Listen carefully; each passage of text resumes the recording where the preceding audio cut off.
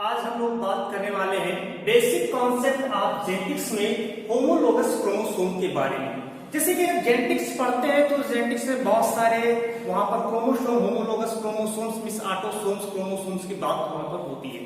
तो कभी कभी होता है क्या, बच्चे कंफ्यूज हो जाते हैं कि इसमें होमोलोगस क्रोमोसोम्स क्या है या हेटेरोलोगस क्रोमोसोम्स क्या है। तो आज हम लोग का जो मेन टॉपिक है वो होमोलोगस क्रोमोसोम है, इसके बारे में आज हम लोग पढ़ेंगे।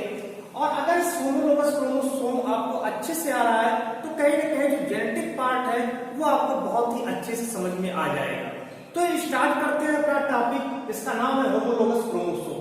देखिए, होमोलोगस क्रोमोसोम को अगर समझते हैं तो चलते हैं उसे जेनेटिक वाले पार्ट पर। यदि मेंडल के जो नियम है उस मेंडल के नियम में चला जाए तो वहां पर आप लोगों ने पढ़ा होगा कि अगर हम किसी भी प्लांट के क्रॉस कराते हैं, अगर मान लेते हैं वहां पर एक दे दिया जाए हाइट के ऊपर, मीन्स प्लांट के हाइट को मान करके, बेस मान करके हम उसका जब क्रॉस कराते हैं तो वहां पर हम लोग जो है लिखते हैं, जैसे मान लेते हैं कैपिटल टी लिख दिए, एक स्मॉल टी लिख दिए, इनके बीच में क्रॉस कराया जाता है। अब यही चीज यहाँ पर देखना है, अभी जो टी लिखे कोई भी अल्फाबेट हो सकता है, यहाँ पर इस चीज को ध्यान देना है। मैंने एक एग्जाम्पल केवल लिया है। तो जब भी आप किसी एक कैरेक्टर को मान करके उसके बीच में क्रॉस कराते हैं तो हमेशा जो है ये दो बार लिखते हैं। देखेंगे यहाँ पर मैंने कैपिटल टी लिखा है, एक स्मॉल टी लिखा है। मीन्स यहाँ पर जो कैरेक्टर है उस कैरेक्टर को मैं दो बार लिखा है, यहाँ पर भी दो बार लिखा है। अब ऐसा नहीं हो सकता था कि ये दिमाग में आता है कि हम इसको इस तरह से लिख सकते, केवल एक कैपिटल टी स्मॉल टी, इस तरह से क्यों नहीं लिखते, या फिर हम इस तरह से क्यों नहीं लिख सकते कैपिटल टी इंटू यहाँ पर क्रॉस कराएंगे स्मॉल टी बीच में। मीन्स 3 बार ले सकते हैं, 1 बार ले सकते हैं, 4 बार या उससे अधिक बार ले सकते हैं। इस प्रकार का दिमाग में क्वेश्चन आता है। हम लोग बार बार क्यों इसी को लेते हैं, कैपिटल टी यानी जो यहाँ पर दो यानी पेयर में ही क्यों लेते हैं, इसी चीज को यहाँ पर समझना है। तो ये चीज को यहाँ पर ध्यान देना है। जैसे अगर हम लोग बात करें, यहाँ पर एग्जाम्पल है ह्यूमन बीइंग में। अगर ह्यूमन बीइंग में एग्जाम्पल है तो आप लोग पढ़े होंगे कि जाइगोट, फॉर्मेशन ऑफ जाइगोट। तो फॉर्मेशन ऑफ जाइगोट को थोड़ा सा एक बार फिर से यहाँ पर रिमाइंड कर लेते हैं, फिर समझ में आएगा कि हाँ फॉर्मेशन ऑफ जाइगोट होता कैसे है। तो इस चीज को जैसे अगर हम बात करें, जैसे फादर है, मान लेते हैं फादर है, उस फादर का जो स्पर्म है, से मान लेते हैं यहाँ पर एक स्पर्म का सिंबल बना दिए। मदर है, मदर का जो है ओवम है, ओवम। जब दोनों आपस में फ्यूज होते हैं तो इस फ्यूजन की प्रक्रिया में यहाँ पर एक सेल बनता है जिसको हम लोग कहते हैं जाइगोट, आप लोगों ने यह भी पढ़ा होगा कि जो फादर का स्पर्म है इसमें अगर नंबर ऑफ क्रोमोसोम की संख्या अगर हम लोग बात करें तो ये होता है 23। उसी प्रकार से जो मदर है, उस मदर के जो ओवम है उसमें भी नंबर ऑफ क्रोमोसोम जो होता है वो 23 होता है। देखिए, अगर हम लोग अपने बात करें कि कोशिका में यानी जो बॉडी सेल है, उस बॉडी सेल में जो कोशिका है, उस बॉडी सेल में जो नंबर ऑफ क्रोमोसोम्स है वो 46 होता है। लेकिन यहाँ पर क्या है, ये 23 और ये 23 होते हैं। एक्चुअल में जो ये स्पर्म या ओवम होते हैं ये गैमीट होते हैं और इनका फॉर्मेशन गैमेटोजेनेसिस के थ्रू हुआ है। गैमेटोजेनेसिस में एक प्रोसेस होती है जिसका नाम है मियोसिस सेल डिवीजन। तो उस मियोसिस सेल डिवीजन के थ्रू ये आए हैं, इसीलिए हैप्लॉइड होते हैं, नंबर ऑफ क्रोमोसोम हाफ हो जाता है देन जो बॉडी सेल होती है। तो यहाँ पर इसमें नंबर ऑफ क्रोमोसोम 23 और इसमें 23 होता है। अगर सपोज करें यहाँ पर मान लेते हैं कि मियोसिस सेल डिवीजन ना होता है, या इसमें जो गैमीट है, चाहे वो मेल गैमीट की बात करो या फीमेल गैमीट की बात करो, अगर इसमें नंबर ऑफ क्रोमोसोम सेम रहने दिया जाए जितना कि हमारे बॉडी सेल में मींस 46, तो अगर 46 करेगा तो यहाँ पर 92 बन जाएगा और ये 92 फिर ये किसी अलग स्पीशीज को शो करने लगेगा, तो जो जिसमें ह्यूमन के कैरेक्टर नहीं पाए जाएंगे। तो उसी चीज को यहाँ पर जो है क्लियर रखने के लिए यहाँ पर मियोसिस सेल डिवीजन होता है गैमेटोजेनेसिस की प्रोसेस में, और इस मियोसिस सेल डिवीजन की प्रोसेस में यहाँ पर जो है जो गैमीट का फॉर्मेशन होता है वो गैमीट के फॉर्मेशन में हैप्लॉइड क्रोमोसोम बनते हैं। अभी आपको एक चीज और ध्यान देना है कि जो 23 है ये है क्या, इस चीज को भी यहाँ ध्यान देना है। तो ये जो एक्चुअल में होता है इसके लिए शब्द यूज करते हैं जिसे हम लोग कहते हैं जीनोम। इसके लिए शब्द यूज कर सकते हैं जिसे हम लोग कहते हैं जीनोम।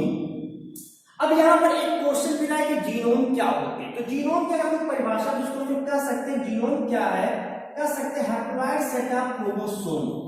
जीनोम क्या है, हैप्लॉइड सेट ऑफ क्रोमोसोम। तो ये यहाँ पर हैप्लॉइड सेट ऑफ क्रोमोसोम होता है। अब जैसे यहाँ पर 23 है, तो जो 23 यहाँ पर आया है वो कहीं ना कहीं जो 46 जो पेयर पाए जाते थे 23 पेयर, वो यहाँ पेयर नहीं बन रहा है। अब पेयर नहीं बन रहा है तो यहाँ पर क्या पोजीशन में आ रहा है, हैप्लॉइड की पोजीशन में आ रही है। तो ये जो एक्चुअल में 23 है, ये यहाँ पर जो 23 देख रहे हैं या इसको देख रहे हैं, यही वास्तव में जीनोम होता है। अगर प्रश्न आए कि जीनोम क्या है तो आप बोल सकते हैं haploid set of chromosome is known as genome. Genome इसको कहते हैं। जीनोम क्या है, तो यहाँ पर जो हैप्लॉइड पोजीशन होता है, मींस जहां पर पेयरिंग की प्रोसेस ना हो। अगर क्वेश्चन पूछ लेते हैं, मान लेते हैं कि how many pairs chromosome present in genome, तो वहां पर आपको आंसर देना नल, मींस वहां पर कोई नहीं, क्योंकि वहां पर जीनोम मींस होता है उसमें पेयरिंग की प्रोसेस होती ही नहीं। इस चीज को यहाँ पर ध्यान देना है। तो वहां पर पेयर क्रोमोसोम नहीं बनेगा अगर जहां पर जीनोम यहाँ पर यूज हो रहा है। तो ये क्या है, ये भी एक जीनोम है, उसी प्रकार ये भी जीनोम है। इसको हम कैसा जीनोम कहेंगे, तो इसको हम कह सकते हैं पैटर्नल जीनोम। पैटर्नल जीनोम कह सकते हैं। और इसको क्या कह सकते हैं, इसको मैटरनल जीनोम कह सकते हैं। तो इस तरह से यहाँ पर एक पैटर्नल जीनोम और मैटरनल जीनोम होता है, जिसमें नंबर ऑफ क्रोमोसोम 23 होता है। दोनों के बीच में फर्टिलाइजेशन होता है। उस फर्टिलाइजेशन की प्रोसेस में यहाँ पर जो है जाइगोट का फॉर्मेशन हो जाता है। और जाइगोट कैसा होता है, तो जाइगोट जो होता है वो डिप्लॉयड होता है। कैसे डिप्लॉयड हुआ, देखिए जो यहाँ पर जीनोम होता है, उस जीनोम को हम लोग जो है एक्स या फिर जो है एन से डिनोट करते हैं। एक्स हो गया या फिर जो एन से, स्मॉल एन से डिनोट करते हैं। तो अब ये यहाँ पर क्या है, ये भी एक एक्स है, इसको एक्स मान लेते हैं एक्स है, और ये भी एक्स है। ये क्या है, हैप्लॉइड क्रोमोसोम में जीनोम्स को यहाँ पर डिनोट कर रहे हैं। अब दोनों एक्स एक्स मिल रहा है, तो इस कंडीशन में यहाँ पर 2x बन गया, और यही कंडीशन बनती है जिसको हम लोग कहते हैं डिप्लॉयड फॉर्म में रहता है। तो ये डिप्लॉयड स्टेज में पाया जाता है। तो अब यहाँ पर आधे हम देख रहे हैं कि जो क्रोमोसोम है, ये क्रोमोसोम 23 क्रोमोसोम फादर का और 23 क्रोमोसोम मदर के यहाँ पर आते हैं, और एक यहाँ पर जाइगोट बनता है।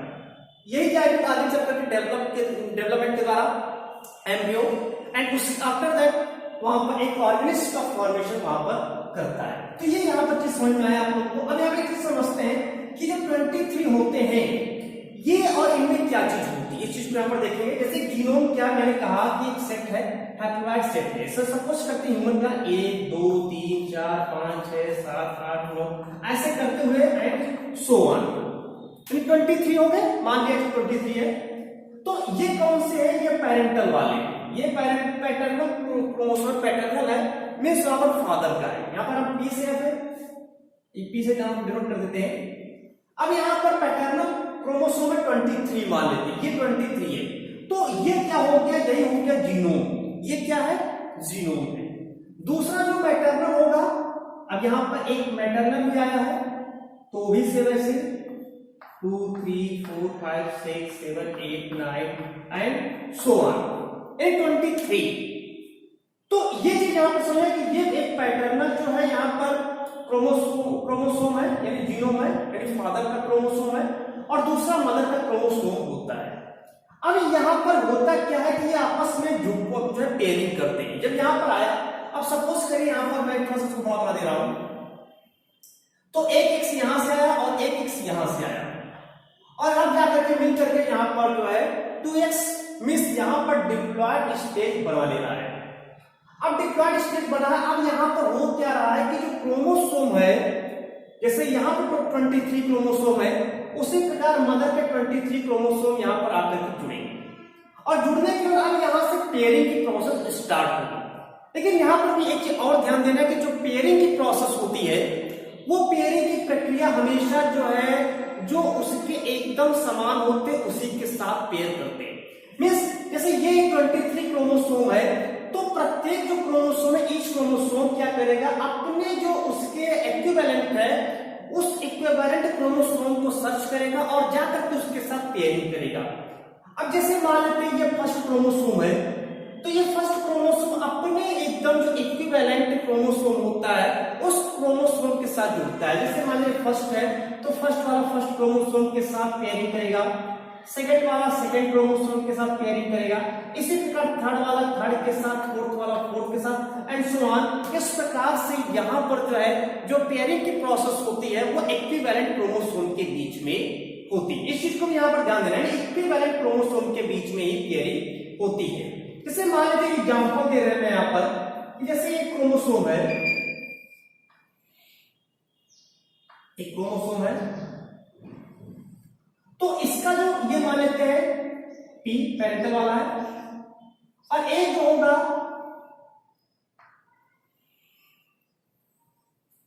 ये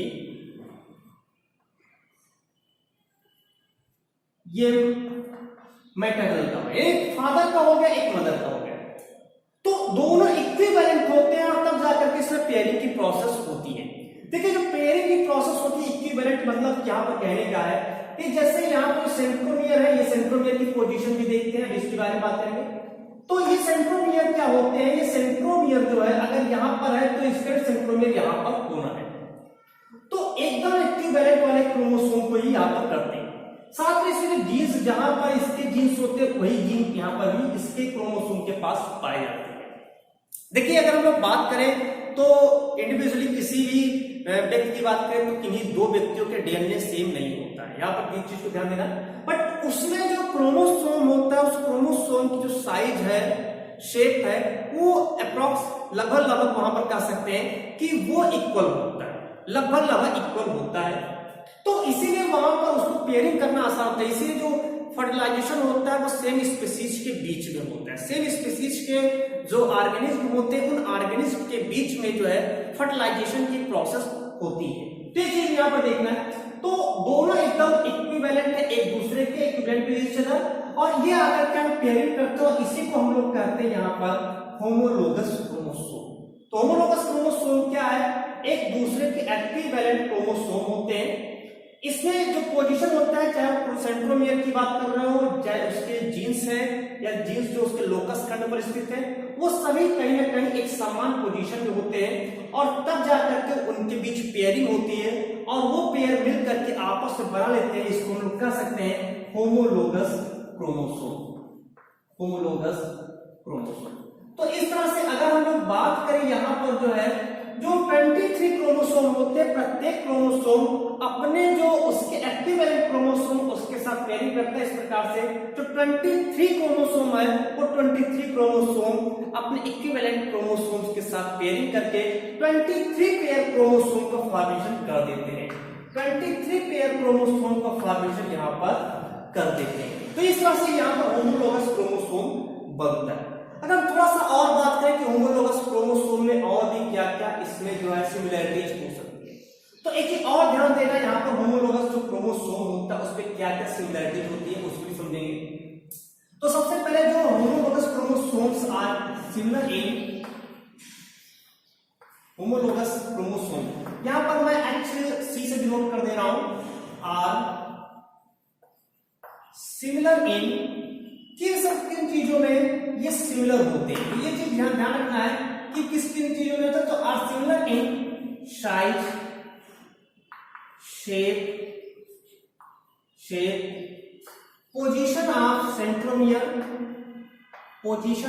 सेंट्रोमियर, मीन्स यहां पर कहने का मतलब है कि जो जैसे मान लेते एक क्रोमोसोम है उसका जो होमोलोगस क्रोमोसोम होगा उसकी साइज सेम होगी, पहली चीज उसकी साइज सेम होगी। अगर हम 23 क्रोमोसोम्स की बात करें यानी इसकी, तो सभी जो है प्रत्येक जो क्रोमोसोम है वो एक दूसरे से डिफर होते हैं, एक दूसरे से पूरी तरह से अलग होते हैं। इसका शेप या साइज अलग होगा, इसका अलग होगा, इसका अलग होगा। तो सबके शेप एंड साइज या उसके आगे पोजीशन ऑफ सेंट्रोमियर ये सभी थोड़ा सा डिफर करते हैं, एक दूसरे से भिन्न होते हैं। बट जो दूसरा वाला क्रोमोसोम है जब मदर का क्रोमोसोम के साथ पेयर जाएगा तो उसमें कहीं ना कहीं उसी के एकदम समान क्रोमोसोम उसको मिल जाएगा और उसके साथ जाकर के पेयरिंग करेगा। जैसे यहाँ पर मैंने कहा कि इसकी साइज सेम होनी चाहिए, ये साइज इसकी सेम होती है इसके साइज, तो ये चीज यहाँ पर क्लियर हुआ। दूसरा तो शेप भी, जैसे अगर मान लीजिए थोड़ी सी लंबी पोजीशन है, हो सकता है एक ऐसा भी पेयर भी बने यहां पर इस तरह से, तो ये भी जो है जा करके ये इस तरह से यहां पर जो है जुड़ेगा। तो जो क्रोमोसोम जिस साइज या जिस शेप का होगा वो अपने जो उसी शेप या साइज है उसके उसी क्रोमोसोम को उसके साथ जाकर के पेयर करेगा। तीसरी कंडीशन यहां बनती है पोजीशन ऑफ सेंट्रोमियर। सेंट्रोमियर मैंने कहा अगर सेंट्रोमियर यहां है तो उसमें भी सेंट्रोमियर जो उसको होमोलोगस है यहां पर होना चाहिए। अगर ये सेंट्रोमियर यहां पर होता, सपोज करिए यहां पर सेंट्रोमियर होता तो उसके जो होमोलोगस होता उसमें भी सेंट्रोमियर यहां पर होता। मींस सेंट्रोमियर की पोजीशन भी जो होती है वो पोजीशन वहां पर सेम होती है। इसके अलावा और क्या सेम होती है, तो इसमें नंबर ऑफ जीन्स जो होता है, नंबर ऑफ जीन्स ये भी इक्विवेलेंट होते हैं। नंबर ऑफ जीन्स ये मतलब कह सकते हैं जितने जीन्स इस वाले क्रोमोसोम में होता है उतने ही जीन्स इस वाले होमोलोगस क्रोमोसोम जो उसके होमोलोगस है उसके में भी उतने ही इक्विवेलेंट जो है जीन्स होते हैं। और भी क्या हो सकते हैं इसमें जो है एक सिमिलरिटीज में अगर हम लोग बात करें तो यहाँ पर जो उसका नेचर है, जो जीन्स का नेचर है या जिसको ट्रेट भी कहते हैं, कैरेक्टर भी कहते हैं, ट्रेट्स मींस कैरेक्टर जो होता है, कैरेक्टर ऑफ जीन्स ये भी जो है सिमिलर होता है। मींस जो इसका बात करें नेचर या कैरेक्टर जो होता है वही नेचर या कैरेक्टर इस वाले जो क्रोमोसोम है उसका होता है।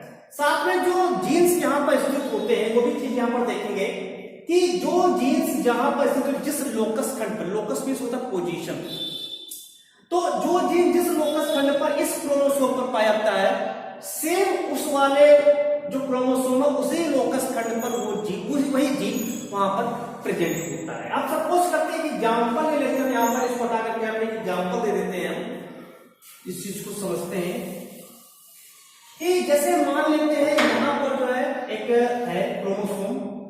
अब हाइट के अकॉर्डिंग हम लोग जैसे प्लांट की हम लोग बात कर लेते हैं, अभी दोनों की बात कर लेंगे। प्लांट की अगर हम बात करें प्लांट में हाइट है तो हाइट का मान लेते हैं जीन जो है वो इस पोजीशन में यहां पर है, जीन यहां पर जीन यहां पर प्रेजेंट है। तो जो दूसरा उसका जीन होगा, क्योंकि मैंने क्या कहा कि they are similar in number of genes या nature of character of genes, इस चीज को यहां पर मैंने कहा। तो इस वाले पे जो जीन्स होगा वो भी इसी के एकदम जहां पर ये क्रोमोसोम पर वो जीन पाया जाएगा वहीं पर ये भी जीन्स पाया जाएगा।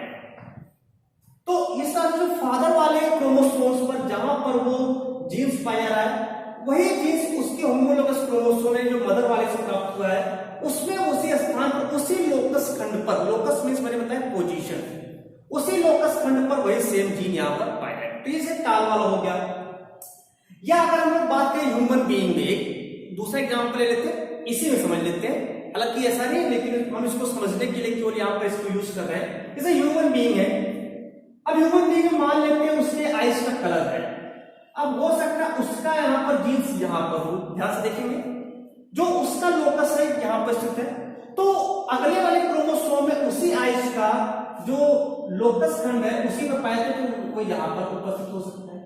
अब यहां पर आप देख रहे हैं कि मैंने यहां स्मॉल बी लिख दिया, इस चीज को भी यहां पर ध्यान देना है कि जैसे प्लांट में मैं बात कर रहा था हाइट के अकॉर्डिंग मैं बात कर रहा था तो कैपिटल टी या वहां पर टी लिखा है हाइट के अकॉर्डिंग, तो ये आवश्यक नहीं कि ये जैसे ये टाल है तो ये आवश्यक नहीं कि वहां पर जो वो भी टाल वाला ही हो, जीन्स सेम रहेगा, हाइट का ही रहेगा, लेकिन हो सकता है यहां पर ड्वार्फ वाला हो, यहां पर ड्वार्फ वाला जीन्स हो या टाल वाला जीन्स हो या इस पर ड्वार्फ वाले जीन्स हो सकते हैं।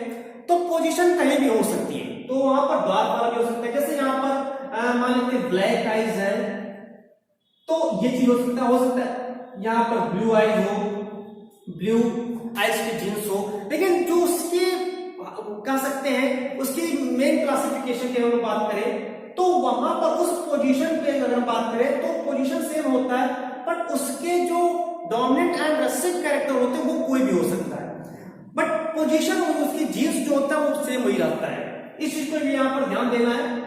तो ये यहाँ पर कैपिटल टी है, यहाँ पर कैपिटल टी या स्मॉल टी हो सकता है या स्मॉल बी यहाँ भी हो सकता है, कैपिटल बी या स्मॉल बी हो सकता है या कैपिटल बी स्मॉल भी हो सकता है, दोनों कैपिटल भी हो सकते हैं, दोनों स्मॉल भी हो सकते हैं। तो कोई भी यहाँ पर रेसेसिव फीचर्स आ सकते हैं या डोमिनेंट फीचर भी आ सकते हैं। तो इस प्रकार से यहाँ पर देखें कि जो जीन्स जहां पर पोजीशन, जिसकी जो पोजीशन होती है अगले वाले क्रोमोसोम में सेम वही पोजीशन पर वो पाया जाता है। दूसरा उसका नेचर या कैरेक्टर ऑफ जीन्स, ये भी सिमिलर होता है, जैसे इसका भी nature and character same similar है, बट इसमें है क्या, अब इसमें कुछ डोमिनेंट कैरेक्टर हो सकता है, इसमें रेसिस्टिव कैरेक्टर हो सकता है, बट नेचर सेम है। नेचर वही आइस को कलर देना, नेचर वही सेम, प्लांट में जो है प्लांट को ड्वार्फ या टाल करना, नेचर सेम है, बट उसमें क्या है, कुछ डोमिनेंट एंड कुछ रेसिस्टिव कैरेक्टर यहाँ पर आ जाते हैं। तो ये चीज यहाँ पर रहता है। अब इसकी हम बात करें इसी वाले में कि जैसे यहाँ पर कैपिटल टी, यहाँ पर कैपिटल टी हमें लिखा है, इसमें कैपिटल टी और स्मॉल टी। अब इसी चीज को हम यहाँ पर शो करते हैं, इसी चीज को यहाँ पर फिर से आप देखेंगे कि प्रत्येक जो होते हैं, जब भी जो मेल एंड फीमेल होते हैं उसमें अगर हम बात करें सोमैटिक सेल में, तो उसमें हमेशा नंबर ऑफ क्रोमोसोम 23 पेयर, जैसे ह्यूमन बीइंग की मैं बात कर रहा हूं 23 पेयर होते हैं। तो 23 पेयर हो रहा है, तो वहां पर क्या पेयर की बात हो रही है, तो इसलिए अपन लोग पेयर का यूज करते हैं। यहां पर क्या करते हैं, पेयर का यूज करते हैं। अब जैसे यहां पर हम पेयर का यूज कर रहे हैं, उसी चीज को फिर से लिख रहे हैं, कैपिटल टी और स्मॉल टी। तो ये क्या है, एक्चुअली ये क्या है, ये पेयरिंग होता है। अब जब इसमें मियोसिस सेल डिवीजन होगा, फिर जाकर के इसमें गैमेट का फॉर्मेशन होगा, तब यहां से एक गैमेट को हम लोग चूज करेंगे, इसमें से या इसमें से, यहां पर गैमेट को लेते हैं और उसके बाद इसके बीच में फर्टिलाइजेशन कराते हैं, क्रॉस कराते हैं। तो ये प्रोसेस यहां पर समझ में आया कि यहां पर ये हमेशा डिप्लॉयड फॉर्म होते हैं, बट जो क्रोमोसोम के गैमेट होते हैं वो गैमेट हैप्लॉयड फॉर्म में होते हैं। अब कभी कभी क्या होता है कि ये ट्रिप्लॉयड भी हो सकते हैं या टेट्राप्लॉयड भी हो सकते हैं, पॉलीप्लॉयड भी हो सकते हैं, बट जो ट्रिप्लॉयड, टेट्राप्लॉयड या पॉलीप्लॉयड होते हैं, जो गैर होमोजेनिक स्टेरॉइड होते हैं। और लेकिन अगर एक एग्जांपल हम दें ट्रिप्लॉयड का, तो ट्रिप्लॉयड के एग्जांपल होते हैं एंजियोस्पर्मिक जो प्लांट्स होते हैं, उसका एंडोस्पर्म जो होता है वो ट्रिप्लॉयड होता है। बट जिम्नोस्पर्म की अगर बात करें, जिम्नोस्पर्म का एंडोस्पर्म हैप्लॉयड होता है। इस चीज को भी आप मेंशन करे रहिएगा कि जिम्नोस्पर्मिक एंडोस्पर्म तो हैप्लॉयड होता है, बट जो एंजियोस्पर्मिक एंडोस्पर्मिक, जिसको प्राइमरी एंडोस्पर्म न्यूक्लियस कहते हैं, यार ट्रिप्लॉयड, वो ट्रिप्लॉयड होता है। उसकी बात वही है कि अब प्राप्तापवाद। बाकी जो सेल होते हैं, उस सेल में अगर हम लोग बात करें, वहां पर पेयर क्रोमोसोम ही पाया जाता है। उस क्रोमोसोम में से कोई भी क्रोमोसोम जाकर के किसी के साथ फर्टिलाइज कर सकता है। एक चीज और यहाँ पर देखना था कि जैसे अगर हम फीमेल में बात करें, तो फीमेल के 23 है वो सभी XXY होते हैं। फीमेल के जो 23 पेयर होते हैं, उसमें चाहे ऑटोसोम्स और सेक्स क्रोमोसोम भी XX होते हैं, क्योंकि दोनों एक सिमिलर होते हैं। बट अगर मेल की बात करें, तो मेल में क्या होता है, X और Y होते हैं, मेल में XY होते हैं। यहां पर थोड़ा सा डिफर है, तो इसको हम लोग होमोलोगस नहीं कहेंगे, क्योंकि होमोलोगस है नहीं, होमो मीन्स होता है समान, तो यहां पर क्या है, वो इक्वल नहीं है। तो जो मेल का सेक्स क्रोमोसोम होता है, वो वहां पर उस कंडीशन में होमोलोगस ना होकर के वहां पर उसको एलोसोम के नाम से जाना। इस चीज को ध्यान देना है, इस चीज को भी यहां पर भी।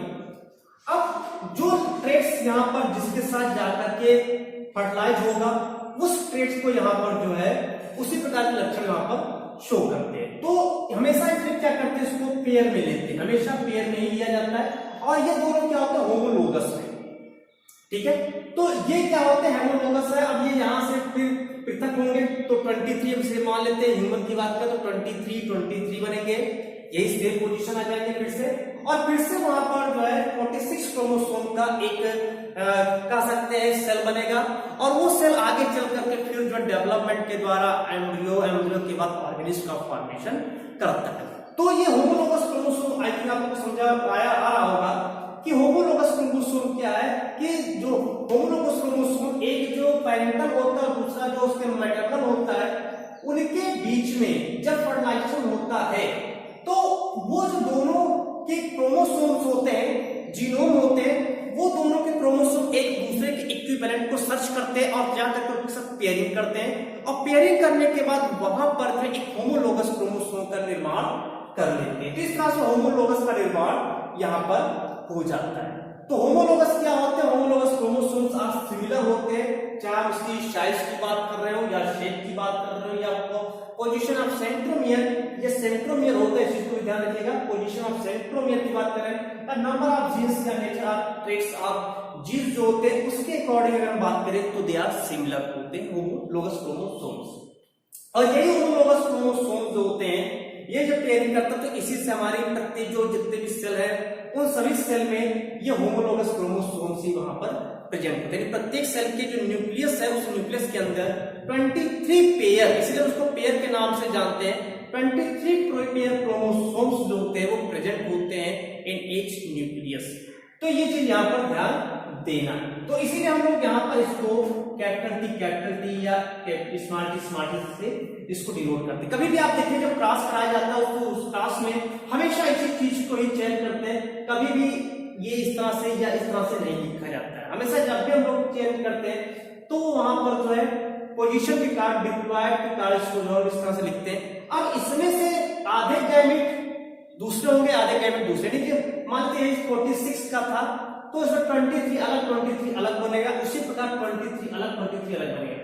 अब कौन सा 23 क्रोमोसोम वाला जो जीनोम है या जो गैमेट है वो किस 23 वाले गैमेट के साथ फ्यूजन करेगा, इसकी संभावना यहाँ पर जो है रैंडमली होता है। लेकिन जब दोनों आपस फ्यूज करेंगे तो वहां पर दोनों के बीच जो होमोलोगस है, जो दोनों के बीच जो इक्विवेलेंट क्रोमोसोम होंगे उन्हीं के बीच पेयरिंग होगा, और इस प्रकार जो पेयरिंग होता है उससे जो बनने वाला क्रोमोसोम होता है उसे हम लोग होमोलोगस क्रोमोसोम कहते हैं। एक अब कभी कभी दिमाग में क्रोमोसोम इतना सारा पढ़ चुके, क्रोमोसोम है क्या? तो क्रोमोसोम क्या है कह सकते हैं कॉम्पैक्ट ऑफ क्रोमैटिन। क्रोमैटिन का एक कॉम्पैक्ट फॉर्म होता है जिसे हम लोग क्रोमोसोम के नाम से जानते हैं। तो ये हमारा यहाँ पर क्रोमोसोम होता है।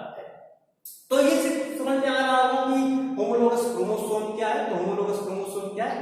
जो भी जब फर्टिलाइजेशन होता है, फर्टिलाइजेशन के बाद जो दोनों क्रोमोसोम्स होते हैं यानी मदर और फादर वाले, वो दोनों आकर के आपस में फ्यूज करते हैं। इसीलिए जो संतान होता है उस संतानों में मदर और फादर दोनों के ही लक्षण वहां पर इक्विवेलेंट फॉर्म में पाए जाते हैं। उसमें से हो सकता है कुछ जीन मदर के डोमिनेंट हो या हो सकता है फादर के डोमिनेंट जीन्स हो, तो वो लक्षण वहां पर उसके शरीर में शो करना शुरू कर देता है। तो इस प्रकार से जो होमोलोगस क्रोमोसोम्स होते हैं वो हमेशा एक दूसरे के इक्विवेलेंट बने रहते हैं। तो ये हम लोग का आज का टॉपिक था वो था होमोलोगस क्रोमोसोम।